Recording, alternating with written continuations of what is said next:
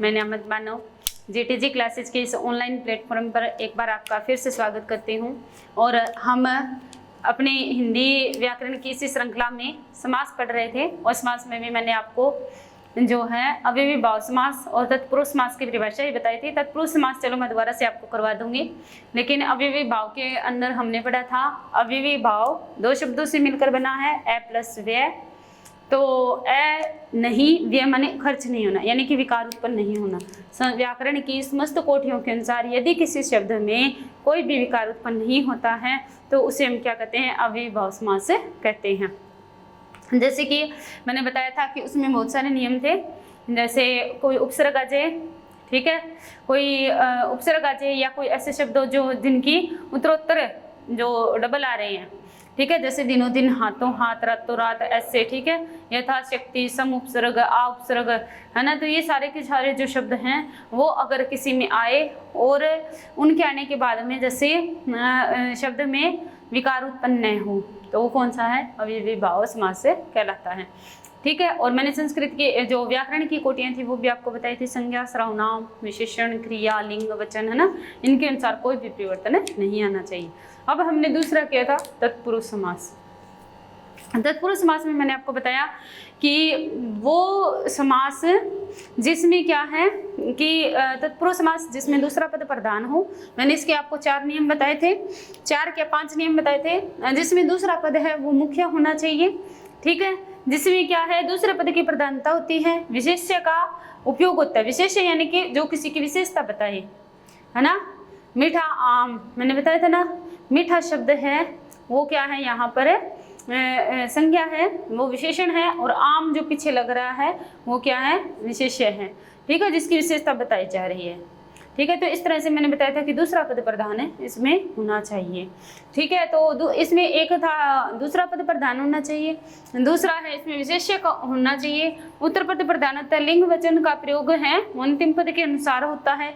लिंग वचन का प्रयोग क्या है, अंतिम पद के अनुसार होता है। कारक चिन्ह का प्रयोग होता है जो लिंग वचन की कोटियों के अनुसार हम इसमें चेंज देखते हैं। पहले मैंने अव्ययी भाव में ये बताया था कि लिंग वचन की कोटियों के अनुसार इसमें चेंजिंग नहीं आती है, लेकिन जब लिंग वचन की कोटियाँ आती है ना तो इसमें चेंजिंग आती है। कैसे, जैसे हम लिख रहे हैं तो यहाँ पे अगर बहुवचन में संज्ञा आ गई तो यहाँ पर भी बहुवचन आएगा, ठीक है, यहाँ पर एक वचन में संज्ञा आ गई तो यहाँ पर भी एक वचन आएगा। इस तरह से क्या है कि हम इनको करेंगे, ठीक है। तो मैंने आपको ये सारी चीज़ें बताई थी। अब देखो उन्हीं नियमों को आगे लेकर हम उदाहरण देखते हैं और उदाहरणों के द्वारा हम आगे करते हैं। मैंने आपको 4-5 इसकी शर्तें बताई, कंडीशन बताई। अब हम तत्पुरुष समास के भेद कर लेते हैं, ठीक है। क्या करेंगे, तत्पुरुष समास के भेद। फिर मैं आपको एक एक तत्पुरुष समास की एक परिभाषा बताऊंगी और एक परिभाषा के माध्यम से हम तत्पुरुष समास को पूरा देखेंगे, ठीक है। तत्पुरुष समास के भेद और लिख लो।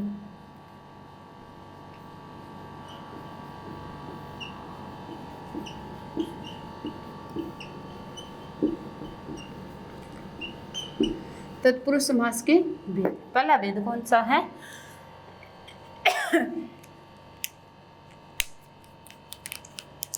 पहला भेद देखो, नया तत्पुरुष समास। अब नया का अर्थ क्या होता है, न माने नहीं होना, न माने न माने नहीं होना, नहीं क्या होना, नहीं होना जिसमें कि किसी भी चीज का नहीं होना बताया जाए, जैसे कि बेमतलब, है ना, बिना किसी मतलब का है जो, ठीक है, बे औलाद, बिना किसी औलाद का है जो। इसमें न का भाव अयोग्य, जिसमें योग्यता न हो, ठीक है, तो न का भाव आएगा, न माने न का भाव आएगा, इसमें नकारात्मक अर्थ आएगा, ठीक है। दूसरा इसमें उदाहरण आप देखो, दूसरा इसमें तत्पुरुष समास है, लुप्त पद तत्पुरुष समास। लुप्त पद का अर्थ क्या है कि समास चला, इधर आया, बीच के अंदर जो पद थे वो गायब हो जाते हैं, यानी कि उन पदों को हम गायब कर देते हैं। जैसे कि बेल से चलने वाली गाड़ी, रेल पर चलने वाली गाड़ी, ठीक है, तो बेल से चलने वाली गाड़ी बैलगाड़ी, तो से चलने वाली इस पद को समाप्त कर दिया, बैल और गाड़ी को जोड़ लिया। तो इस तरह से क्या होगा, ये जो आगे और पीछे वाला जो शब्द जुड़ता है और बीच में जितने भी पद आते हैं उन सभी को समाप्त कर देते हैं, उन सभी को लुप्त कर देते हैं। तो क्या होगा, लुप्त पद तत्पुरुष समास। अब तीसरा इसका जो भेद है वो है अलूक। इनके ना उदाहरण सीधे नहीं पूछे जाते, हाँ अगर किसी मायने में पूछे जाएंगे, ज्यादा हार्ड पेपर होगा तो नया तत्पुरुष समास का उदाहरण पूछा जा सकता है, बाकी किसी का उदाहरण नहीं पूछा जाएगा। इन सभी को तत्पुरुष समास में ही काउंट करेंगे।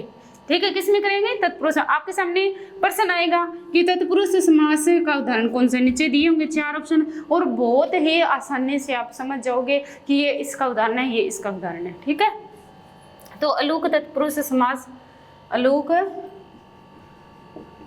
इसमें क्या है, अलूक तत्पुरुष समास में कारक की विभक्तियों को हटाया जाता है।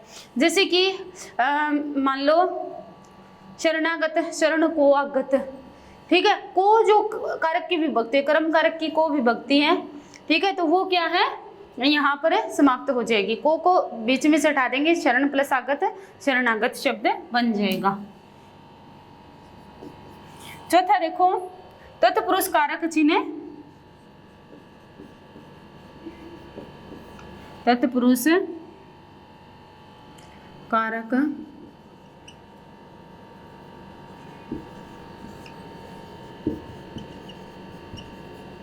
कारक, तत्पुरुष कारक चिन्ह नहीं, लुप्त पद, लुप्त कारक, तत्पुरुष देखो, तत्पुरुष करते करते तत्पुरुष को पहले ही लिख दिया, लुप्त पद कारक चिन्ह तत्पुरुष समास। ठीक है, अब 5वां क्या है इसमें, उपपद तत्पुरुष, उपपद तत्पुरुष समास, उपपद तत्पुरुष समास। उपपद में जैसे देखो कि इसमें जो पीछे वाला पद होगा ना, दूसरा पद होगा, वो किसी प्रत्यय का उदाहरण होगा, कोई प्रत्यय लगा होगा दूसरे पद में। इसमें क्या है, हमने कारक के चिन्हों को समाप्त करना है, इसमें विभक्तियों को समाप्त करना है, इसमें बीच वाला जो पद है वो समाप्त करना है, और इसमें नए का भाव आएगा। तो ये क्या है, हमारे पास 4 क्या है, भेद हैं, नए, लुप्त, अलूक, लुप्त पद, हाँ 5 हो गए, 4 नहीं 5 है, नए, लुप्त, अलूक, लुप्त पद और ये उपपद तत्पुरुष समास। ये लुप्त वाले 2 आ गए ना, तभी मैंने सोचा 2 आ गए तो 4 कैसे रह गए, 5 थे, तो 5 अपने पास भेद हो गए इनके। अब मैं आगे की स्लाइड में आपको बताती हूँ।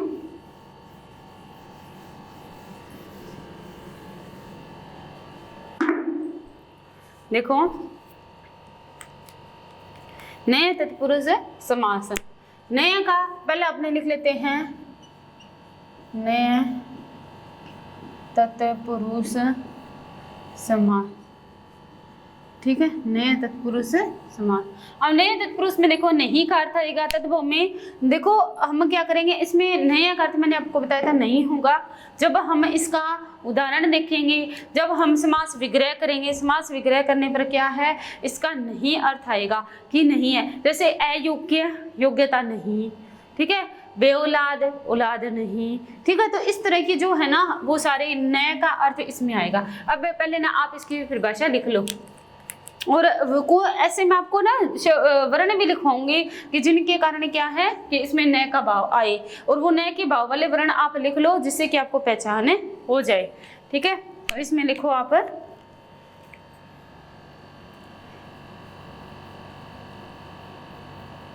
इस समास में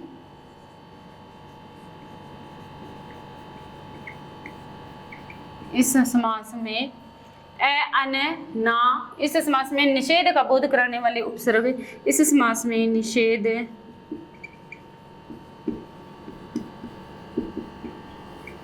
का बोध कराने वाले शब्द जैसे अन, न का बोध कराने वाले, इस समास में निषेध का बोध कराने वाले शब्द जैसे अन, अन, ना, ठीक है, ना प्रयुक्त होते हैं, प्रयुक्त होते हैं, उसे प्रयुक्त होते हैं, इसीलिए इसे नए तत्पुरुष समास कहते हैं। क्या कहते हैं? नए तत्पुरुष समास कहते हैं। अब देखो इसके उदाहरण करवाती हूँ मैं आपको, फिर आपको एकदम अच्छी तरह से समझ आ जाएगा।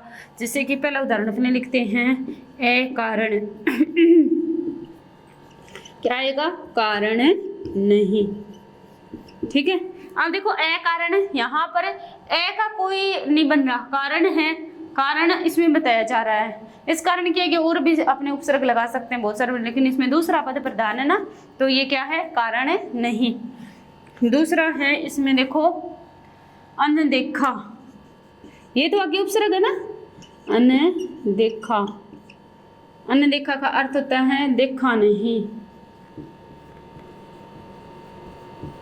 ठीक है। तीसरा इसमें देखो अनावश्यक, अनावरण, अनावरण आवरण नहीं,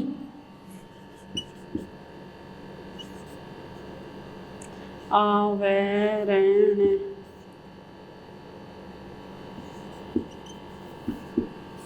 आवरण नहीं। आचर, अनाचार, अनाचार, आचरण नहीं, ठीक है। पांचवा है इसका देखो अनमोल,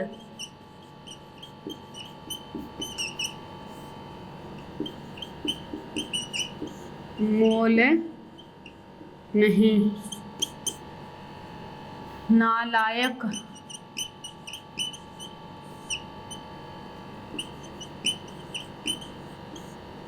लायक नहीं, ठीक है। नालायक, लायक, ए कारण है, कारण नहीं। अनदेखा, देखा नहीं। अनावरण, आवरण नहीं। अनाचार, आचरण नहीं। अनमोल, मोल नहीं। नालायक, लायक नहीं। तो इस तरह से नहीं जो वर्ण आए, नहीं जो वर्ड आए, नहीं जो शब्द आए, वो क्या होता है? नए तत्पुरुष समास का उदाहरण होता है, ठीक है। इसमें एक दो बढ़िया से आपको उदाहरण बताती हूँ, जैसे कि अस्थिर। अस्थिर का अर्थ क्या होता है? स्थिर नहीं, स्थिर नहीं। असंभव, असंभव, क्या जाएगा? संभव नहीं, ठीक है। असंभव, संभव नहीं। अस्थिर, स्थिर नहीं। अनाहूत, अनाहूत ना, आहूत नहीं, आहूत नहीं। अनाहूत, आहूत नहीं। अनमोल, अनमोल तो मैंने बता दिया था ना, मोल नहीं। अनाहूत, अनहोनी, अनहोनी, क्या हो जाएगा? होनी नहीं, ठीक है। तो इस तरह से क्या है कि ये जो शब्द हैं वो आपके सामने हैं। मैंने बता दिया आपको कि नए तत्पुरुष समास में ये नए से ध्यान रखना कि जहाँ पर नए आ जाए वहाँ पर क्या होगा? नए का अर्थ देने वाला नए तत्पुरुष समास से होगा। इस समास में निषेध का बोध कराने वाले शब्द जैसे ए, अन, ना प्रयुक्त होते हैं, इसलिए इसे नए तत्पुरुष समास से कहते हैं। सबसे पहले ना ये आएंगे, है ना प्रयुक्त ना, ए, अन आ गया, यहाँ पे ना आ गया, है ना, ये पूरा अन भी आ गया। तो इस तरह से हम क्या है, यहाँ पे अनाद आया था, अनाहूत मिल गया ना। तो इस तरह से क्या है कि हम इन शब्दों को समझ सकते हैं। और इन शब्दों के अब ना आपके पास ऐसा नहीं आएगा, ऐसे बहुत ही कम चांस होते हैं कि पूछ ले कि नए तत्पुरुष समास का या लुक तत्पुरुष समास का, लेकिन ऐसे पूछेंगे अकारण शब्द दे दिया तो ये पूछे अकारण शब्द में कौन सा समास है, तो आप बताओ कि तत्पुरुष समास। बस इतना सा प्रश्न आएगा, बहुत ही सौखा सा प्रश्न आता है। एक बार समझने की देर है, आप इसको रट्टा नहीं लगाना, समझ के देखना। जब आप इसको समझ जाओगे तो इसके नियम इतने आसान है, इतने आसान है कि आपको शब्द अपने आप निकलने लग जाएंगे। ये ज़्यादा मुश्किल बात नहीं है, आप अच्छी तरह से इसको समझ के करोगे, रटना नहीं है, रटना बिल्कुल भी नहीं है। और जीटीजी क्लासेस के इस ऑनलाइन प्लेटफॉर्म पर मैं आपको इन चीज़ों से इतना अच्छा रूबरू करवाऊंगी कि आपका प्रश्न कभी भी इससे संबंधित है वो गलत नहीं होगा। ठीक है, तो हम आगे चलते हैं।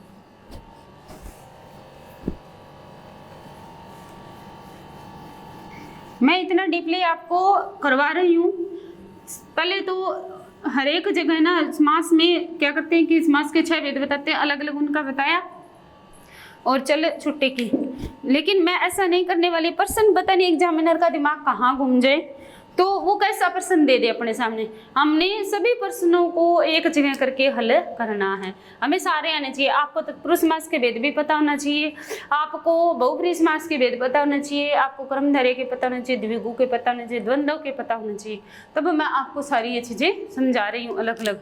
अपने अच्छे से पढ़ेंगे और आप भी मेरे, जितनी मैं मेहनत कर रही हूँ आपके साथ उतनी ही मेहनत आप भी मेरे साथ करोगे, तो ये तो कोई चीज़ ही नहीं है। ठीक है, आसानी से हल हो जाएगी। तो अपने दूसरा उदाहरण और देखते हैं। लुप्त, जैसे इसका एक उदाहरण लिख लो, न्याय तत्पुरुष समास का प्रश्न करवा देते हैं। जैसे कि नालायक शब्द में कौन सा समास है? नालायक शब्द में कौन सा समास है? तो अपने बता देंगे कि कौन सा समास है। उत्तर में देखो पहला ए आ जाएगा, अव्ययीभाव, ब आ जाएगा न्याय समास, से आ जाएगा कर्मधारय और ये आ जाएगा द्विगु। तो अपने क्या बता देंगे इसमें? न्याय तत्पुरुष समास का उदाहरण है। ये किसका उदाहरण है? ये न्याय तत्पुरुष समास का उदाहरण है और हमारा प्रश्न है वो सही हो जाएगा। ज़्यादा मुश्किल प्रश्न ही नहीं आएगा और वो पूछेगा भी नहीं। ठीक है, समास संधि से, समास संधि आपको जितने मुश्किल लगते हैं उतने ही ज़्यादा सरल प्रश्न इनमें आते हैं। आपको शब्दों का ज्ञान होना चाहिए, शब्दों का ज्ञान होते ही समास संधि का ऐसा एक भी प्रश्न नहीं है जो आप हल नहीं कर सकते। ठीक है, तो हम आगे चलते हैं दूसरे उदाहरण पे, दूसरे भेद पे।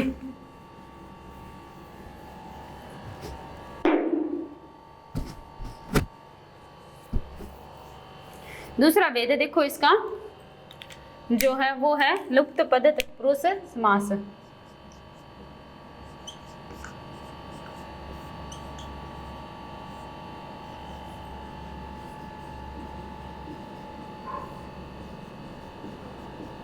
लुप्त पद तत्पुरुष समास। लुप्त पद तत्पुरुष समास में देखो इसमें क्या है कि बीच एक शब्द इधर होगा, जैसे कि रसगुल्ला, रसगुल्ला। अब इसका क्या बनाएंगे अपने? रस में डूबा हुआ गोला। ठीक है, रस में डूबा हुआ गोला, तो ये शब्द क्या बन जाएगा? रसगुल्ला। अब देखो में डूबा हुआ, ये क्या है? लुप्त हो जाएगा, है ना। इतने पद है जो लुप्त हो गए। ठीक है, मैंने पद बताया था। पद किसे कहते हैं? वे शब्द जो वाक्य में प्रयोग किए जाते हैं उन्हें क्या कहते हैं? पद कहते हैं। तो इसमें देखो वाक्य बनाया ना हमने, रस में डूबा हुआ गोला, तो ये में डूबा हुआ ये शब्द है, ये जो पद है वो लुप्त हो गए और लुप्त होते ही रस और गोला, गोला जब ये जुड़ा तो रसगुल्ला बन गया। ठीक है, यहाँ पे गोला भी लिख लो, यहाँ पे गुल्ला भी लिख लो आप। ठीक है, रस में डूबा हुआ गुल्ला, तो ये रसगुल्ला शब्द बन गया। अब इसकी परिभाषा लिख लेते हैं उदाहरण से, तो आपको समझ में आ ही गया होगा। उदाहरण देखो आप इसका, जिस समास में, नहीं परिभाषा लिख लो आप पहले।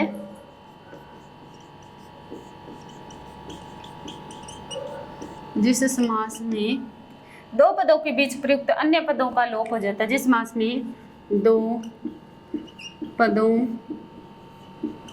के बीच प्रयुक्त अन्य पदों का लोप हो जाता है उसे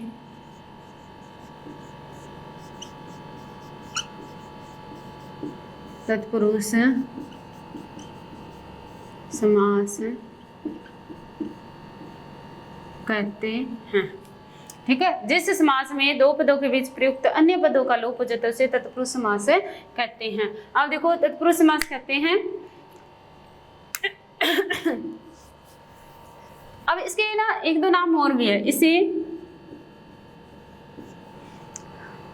नहीं, उसे तत्पुरुष समास कहते हैं। इसे लुप्त पद तत्पुरुष समास, मध्यम लोपी, मध्यम, इसे लुप्त पद, ये स्टार लगा के लिख लो आप, ठीक है, नाम ये भी आ सकता है आपके पेपर में, लुप्त पद तत्पुरुष समास, तत्पुरुष समास या मध्यम पद लोपी तत्पुरुष समास भी कहते, ठीक है, इसे मध्यम पद लोपी तत्पुरुष समास भी कहते हैं। ठीक है, तो अब देखो इसके आगे मैं आपको करवाती हूँ, इसके उदाहरण देखो, उदाहरण अपने यही कर लेते हैं। इसके उदाहरण देखो, जैसे कि पहला उदाहरण है रेलगाड़ी, तो क्या होगा, रेल पर चलने वाली गाड़ी। ठीक है, ये एक उदाहरण है। दूसरा उदाहरण देखो, पहले मैं ना पद लिखती हूँ पूरा, ठीक है। गुड़ में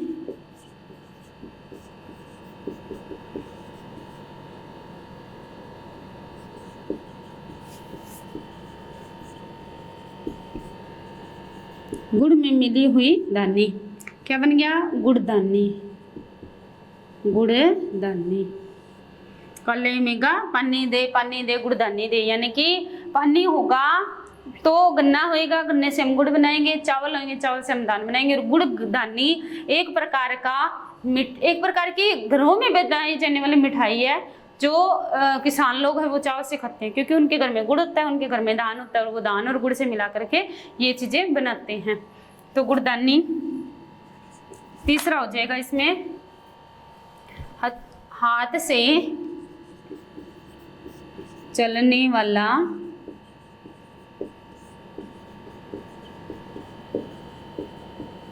करगा, क्या बन गया, हथकरघा, हथकरघा, हाथ करघा भी बना सकते हैं इसको, हथकरघा भी बना सकते हैं अपने। अब देखो आगे वाला है पकी हुई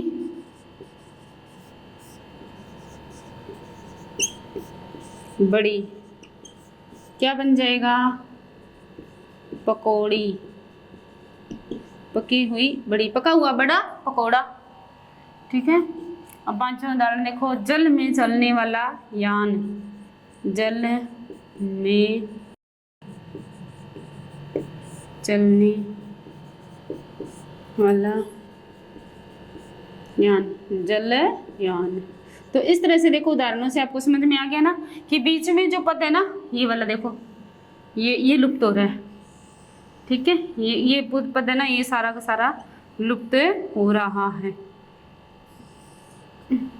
ठीक है, मैंने आपको बता दिया कि किस तरह से पदों को लोप करके शब्द बनाए जा रहे हैं। देखो शब्दों का ही मेल है, नया शब्द बन रहा है, इनका भी अर्थ है, इसका भी अर्थ है, सारे इधर वाले भी सार्थक है और इधर वाले भी सार्थक है। और जो सार्थक शब्द हैं, उन सार्थक शब्दों के मिलने से जो सार्थक शब्द बन रहा है उसको क्या कहते हैं, हमें समास कहते हैं। इधर समास विग्रह, इधर समास है। तो आपको मैं आशा करती हूँ कि ये भी आपको बहुत अच्छी तरह से समझ में आया होगा। इससे आगे हम देखते हैं तीसरा उदाहरण।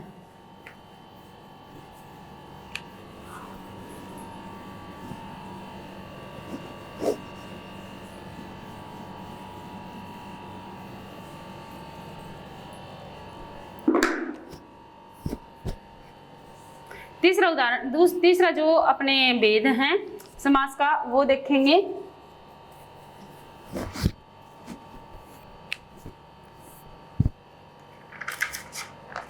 तीसरा इसका उदाहरण है, जो वेद है वो है अपने पास अलूक तत्पुरुष समास। अलूक तत्पुरुष समास। अलूक तत्पुरुष समास में देखो क्या होगा। अलूक तत्पुरुष समास में जिस समास में प्रथम पद के साथ विभक्ति चिन्ह का किसी न किसी रूप में उपस्थित रहता है, अर्थात प्रथम पद संस्कृत की विभक्ति के रूपों की तरह प्रयोग किया जाता है, अलूक तत्पुरुष समास कहलाता है। जैसे कि मान लो पूरा शब्द दिया हुआ है, उस शब्द को हम तोड़ते हैं, उस शब्द को तोड़ने के बाद में क्या होता है कि उसमें से जो पहला शब्द है ना वो संस्कृत का होगा और दूसरा शब्द है ना उसकी प्रधानता होगी। जैसे कि उदाहरण बताती हूँ आपको, मृत्यु प्लस जय, मृत्युंजय। इसमें आएगा मृत्यु को जीतने वाला। ये जो मृत्यु शब्द है ना ये किसका है, संस्कृत का। यहाँ पे देखो सेम आया है, ये मृत्यु शब्द आया है, ठीक है, तो ये यहाँ पर भी मृत्यु शब्द सेम आया है, ठीक है, यहाँ पे भी मृत्यु शब्द है, यहाँ पे भी मृत्यु शब्द है। अब जैसे देखो भयंकर, ठीक है, भयंकर व्यय को करने वाला, व्यय को करने वाला, ठीक है, ये देखो व्यय शब्द है वैसा का वैसा ही आ रहा है। अलूक तत्पुरुष समास यानी कि जो संस्कृत की विभक्ति का जो पद होता है ना वो हटता नहीं है समास विग्रह करने पर भी। समास विग्रह करने पर भी वो संस्कृत का जो पद है वो है जैसे कि जैसा बना रहता है। जैसे अब इसकी परिभाषा लिखो, फिर आपको और अच्छी तरह से समझ में आएगा कि ये जो अपने विद्वान है व्याकरण के वो क्या कहना चाह रहे हैं। जिस समास में प्रथम पद के साथ विभक्ति चिन्ह है, इसका लिखो, जिस समास में प्रथम पद के साथ विभक्ति चिन्ह किसी न किसी रूप में उपस्थित रहता है, साथ विभक्ति चिन्ह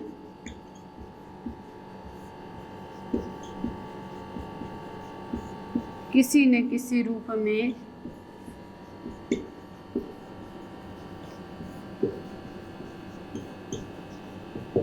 किसी न किसी रूप में उपस्थित रहता है,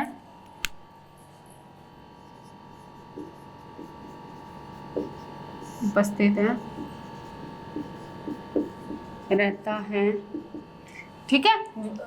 देखो विभक्ति चिन्ह यानी कि मृत्यु है, मृत्यु आया, भयंकर है, भयंकर आया, ठीक है, व्यय वो जो शब्द है वो अपनी विभक्ति के साथ है, इनके साथ में है, अर्थात प्रथम पद संस्कृत की विभक्ति के रूपों की तरह प्रयोग होता है। अर्थात प्रथम पद संस्कृत के विभक्ति रूपों की तरह, संस्कृत के विभक्ति रूपों की तरह प्रयुक्त होता है। आपको इतनी बड़ी बड़ी परिभाषाएं याद करने की कोई जरूरत नहीं, परिभाषा को समझना है कि ये कहना क्या चाह रहा है। ये कहना चाह रहा है कि जो प्रथम पद है ना वो जैसे संस्कृत में प्रयोग होता है वैसे ही यहाँ पर प्रयुक्त हो रहा है, विभक्ति रूपों की तरह प्रयुक्त होता है,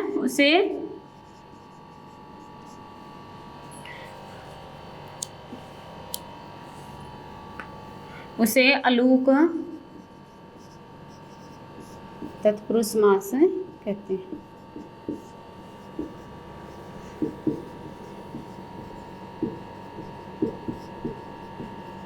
अब देखो इसके उदाहरण, देखो उदाहरण से आपको बहुत अच्छे से समझ में आएगा। उदाहरण देखो इसका, भयंकर, शुभंकर, शुभ को करने वाला, देखो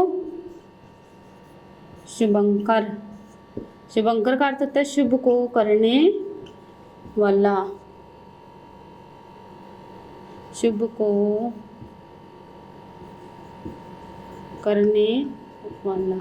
यहाँ पे देखो ये शुभ शब्द आया है, ये जिस विभक्ति के साथ, जिन कारक चिन्हों के साथ यहाँ पर प्रयुक्त होता है उन्हीं कारक चिन्हों के साथ यहाँ पर इसको हम समास विग्रह करते समय भी प्रथम पद के रूप में यहाँ पर इसे प्रयुक्त कर रहे हैं, ठीक है। दूसरा देखो, भयंकर आपको मैंने लिखवाया था वो लिख लो, चलो दोबारा, भयंकर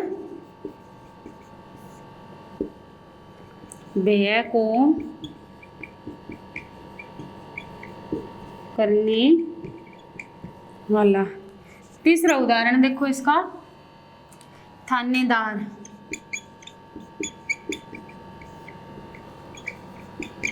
थाने का दार या फिर मालिक, ठीक है। चौथा देखो इसका उदाहरण, युधिष्ठिर।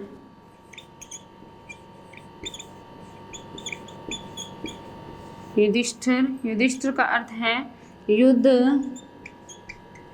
देखो युद्ध प्लस स्थिर शब्द बना हुआ है, युद्ध प्लस स्थिर, और फिर बाद में जो व्यंजन संधि है, व्यंजन संधि के माने तैत है और तैत है और दैद है के नियम के अनुसार ये युधिष्ठिर शब्द बन रहा है। युद्ध प्लस स्थिर युधिष्ठिर, है ना। तो युधिष्ठिर युद्ध शब्द इसमें है, प्रथम पद है, तो यहाँ पर भी युद्ध शब्द है वो प्रथम पद के रूप में आ रहा है, और दोनों एक जैसे ही हैं, ठीक है। युधिष्ठिर युद्ध में स्थिर रहने वाला। इस तरह से क्या है कि आपको ये अच्छी तरह से समझ में आएगी। तो ये देखो पहला जो शब्द है ना वो वैसे का वैसा ही आ रहा है। एक उदाहरण और लिख लो, 5 तो लिख ही लेते हैं इसके। खेचर,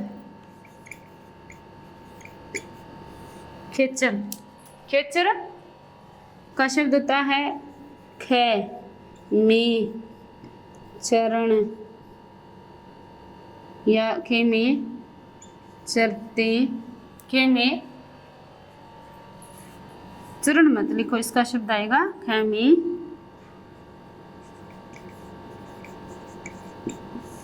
विचरण करने वाले।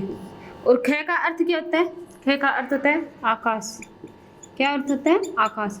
खा का अर्थ क्या होता है? आकाश। खेचर खे में विचरण करने वाले। खे का अर्थ क्या है? यहाँ पर है आकाश। आकाश में विचरण करने वाले कौन से होते हैं? खेचर। खेचर माने पक्षी।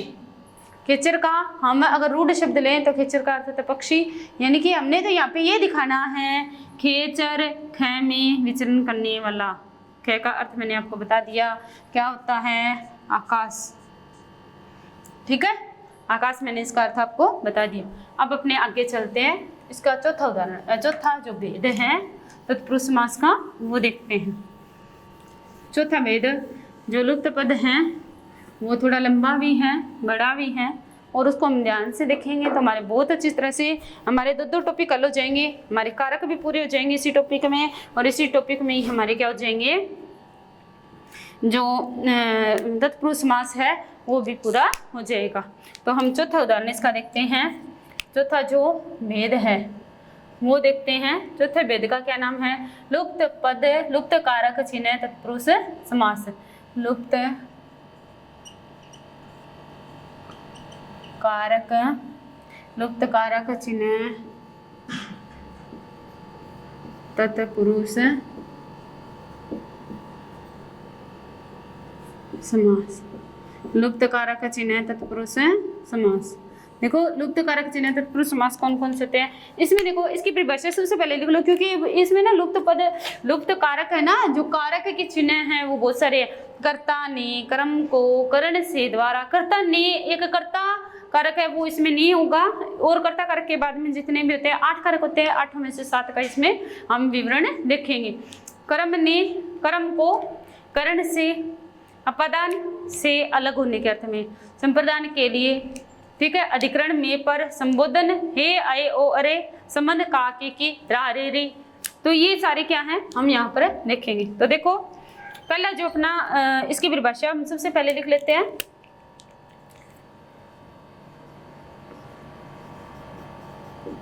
परिभाषा, ठीक है। तो इसमें देखो परिभाषा में इस समास में इस समास में कर्म कारक से लेकर अधिकरण कारक तक के इस समास में कर्म कारक, क्योंकि कर्ता कारक तो अपने को लेना ही नहीं है, कर्ता नहीं, कर्ता कारक यहाँ पर नहीं आएगा। यहाँ पे कर्म से लेकर के अधिकरण तक की, कर्म कारक से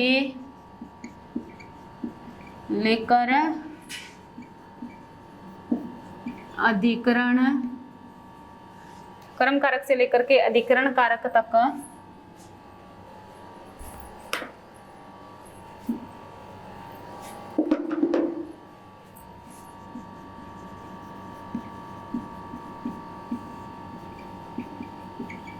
अधिकरण कारक तक, कर्म कारक से लेकर अधिकरण कारक तक के विभक्ति चिन्ह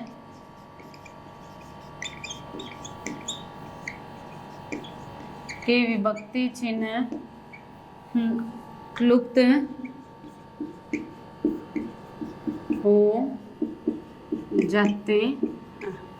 हो जाते हैं, इसीलिए इसे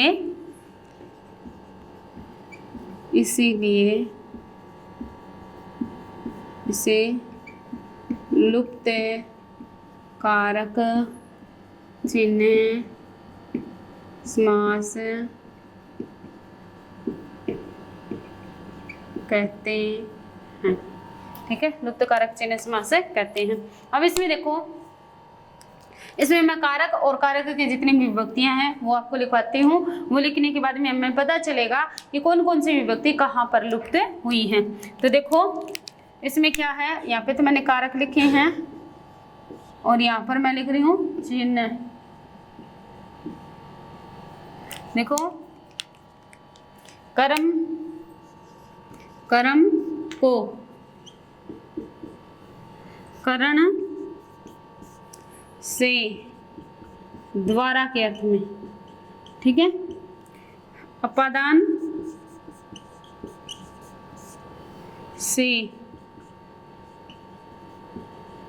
अलग होने के अर्थ में, ठीक है, अलग होने के अर्थ में। अब संप्रदान के लिए अपादान से अलग होना, संप्रदान के लिए यहाँ पर करण है वो से द्वारा के अर्थ में आएगा, जैसे कि बस से यात्रा कर रहे हैं। अपादान जैसे पेड़ से पत्ता गिर रहा है तो पेड़ से पत्ता अलग हो रहा है ना। संप्रदान के लिए जैसे कि भिखारी को भीख देना, भिखारी के लिए भीख दी, ठीक है। तो इस तरह से संप्रदान संबंध में क्या आएगा, का के की, संबंध का के की, फिर अधिकरण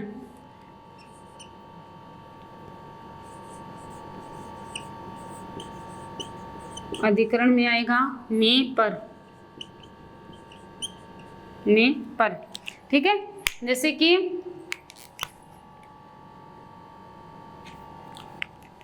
जल नौका, जल में चलने वाली नौका। संबंध जैसे कि राजमहल, राजा का महल, ठीक है। संप्रदान जैसे कि भिक्षादान, भीख के लिए दान देना, ठीक है। करण माने पे जैसे कि गगनातीत, है ना, गगन से पतित, ठीक है। तो कर्म को शरणागत, शरण को आगत है। तो इस तरह से क्या है, ये सारे के सारे कारक चिन्ह आएंगे और कारक चिन्ह जब आएंगे तो हम इन कारक चिन्हों का लोप कर देंगे। इन कारक चिन्हों के लोप के कारण ही क्या होगा, ये उदाहरण बनेंगे। हम अब इसके उदाहरण देखते हैं कर्म कारक के।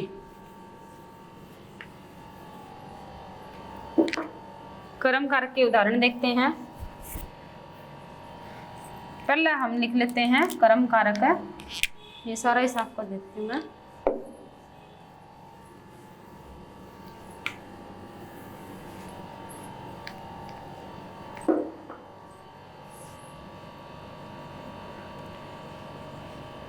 कर्म तत्पुरुष समास। कर्म तत्पुरुष समास में देखो क्या आएगा, कर्म तत्पुरुष समास। इस समास में दोनों पदों के बीच प्रयुक्त विभक्ति चिन्ह को का लोप हो जाता है। इस समास में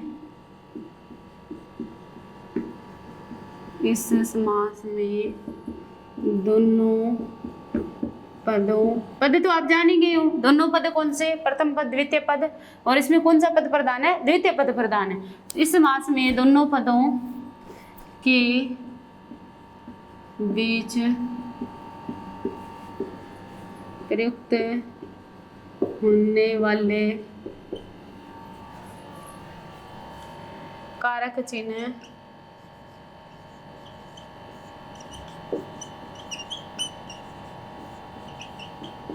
को का लोप हो जाता है। जैसे देखो इसका उदाहरण देखो आप,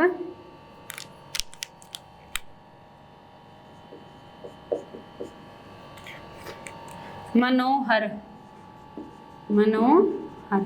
अब इसमें देखो मन को हरने वाला, मन को हरने वाला क्या बन गया? मनोहर। अब देखो इधर मैं ना पहले पूरा लिख रही हूँ लाइन, फिर अपने लुप्त पद करेंगे। मरणातुर, मरणातुर, तो इसका क्या बनेगा? मरने को आतुर, मरणातुर। तीसरा देखो जेब कतरा, जेब कतरा, जेब को कतरने वाला। चौथा है देखो व्यक्तिगत,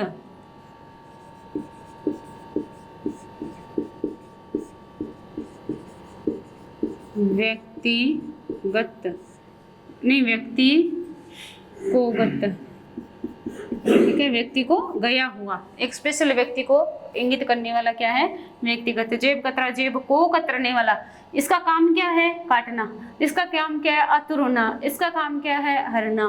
तो ये शब्द क्या है? कर्म को दर्शा रहे हैं कि इनका काम ये है, कर्म को दर्शा रहे हैं, और कर्म की विभक्ति को का लोप यहाँ पर हो रहा है। पांचवा उदाहरण हो, देखो पांच उदाहरण करते हैं अपन के। इंद्रियों,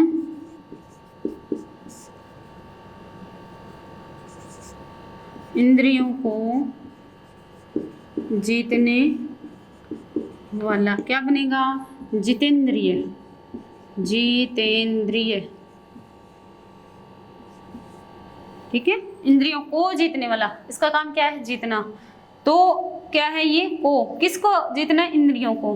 किसको जा रहा है? व्यक्ति को। किसको जा रहा है? जेब को। किसको जा रहा है?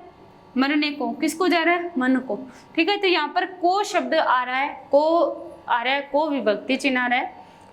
तो यहाँ पर जो कर्म कारक की विभक्ति चिन्ह को का लोप है वो इस समास में हो रहा है, तो इसे हम क्या कहेंगे? कर्म तत्पुरुष समास कहेंगे।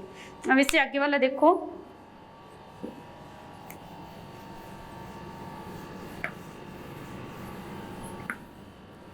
कर्म तत्पुरुष समास।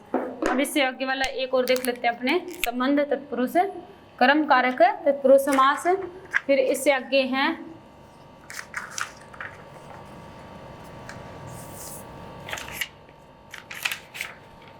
हमारे पास दूसरा कर्म, फिर है करण। करण तत्पुरुष समास में हम देखेंगे करण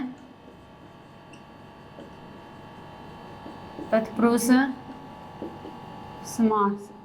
करण तत्पुरुष समास में देखो, इस समास में दोनों पदों के बीच विभक्ति चिन्ह किसका लोप होता है? दोनों पदों के बीच प्रयुक्त विभक्ति चिन्ह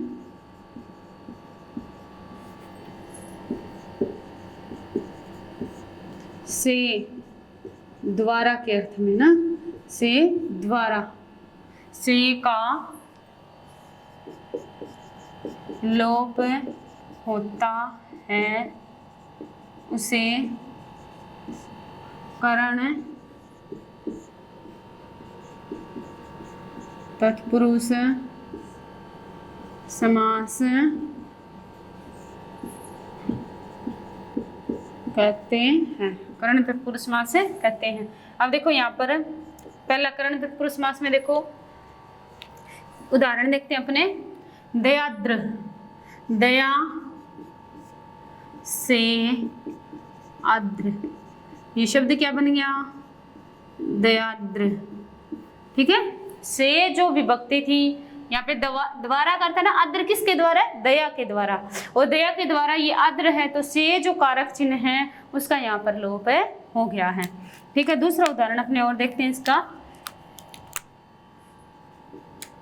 रोग से पीड़ित, क्या बन गया? रोग पीड़ित,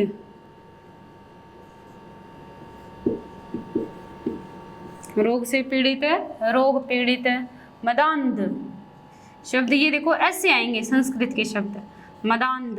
मदांध, मदांध शब्द का अर्थ क्या होता है? मद में, मद से अंधा। मद में अंधा नहीं करना, मद से अंधा। किसके द्वारा अंधा हो गया? वो मद से, यानी कि उसको घमंड है किस बात का? कि किसी भी चीज की उसके ऊपर उसके पास अधिकता होगी और उसी का घमंड होकर के वो क्या हो गया? व्यक्ति अंधा हो गया, मद से अंधा। फिर है देखो चौथा उदाहरण है अश्रु से पूर्ण। अश्रु से पूर्ण, अश्रु पूर्ण, अश्रु पूर्ण। ठीक है, किससे पूर्ण है? किसके द्वारा पूर्ण है? वो आंसुओं के द्वारा, अश्रुओं के द्वारा पूर्ण है। अब देखो तुलसी रचित, तुलसी के द्वारा रचित, है ना? तो तुलसी रचित शब्द वो जाएगा। ठीक है, अब एक उदाहरण और देखो, अकाल से पीड़ित, क्या बन जाएगा? अकाल पीड़ित, अकाल पीड़ित, ये शब्द बन गए। तो देखो इसमें क्या है? कर्ण तत्पुरुष समास है, उसकी विभक्ति चिन्ह कौन सा है? से यहाँ पर किसके अर्थ में आ रहा है? द्वारा के अर्थ में, और से द्वारा के अर्थ में है, उस से का यहाँ पर लोप हो रहा है। जैसे देखो दया से आदर, किसके द्वारा आदर है? दया से, तो इस से विभक्ति का यहाँ पर आकर के लोप हो गया। रोग से पीड़ित है, वो रोग के द्वारा पीड़ित है, तो से यहाँ पर रोग पीड़ित आ गया। मदान, मद से अंधा है, तो से विभक्ति का यहाँ पर लोप हो गया। अश्रु से पूर्ण, यहाँ पर से का फिर लोप हो गया। के द्वारा या तुलसी से रचित दोनों हो सकता है, ये यहाँ पर लोप हो गया, और से ये काल पीड़ित में यहाँ पर लोप हो गया। अब तत्पुरुष समास के हमने दो भेद कर लिए, कर्म तत्पुरुष समास और कर्ण तत्पुरुष समास। आज की क्लास में हम इतना ही देखेंगे। इसके आगे जो 3 भेद और हैं, 4 भेद और हैं, वो हम अगली क्लास में देखेंगे। तब तक के लिए धन्यवाद।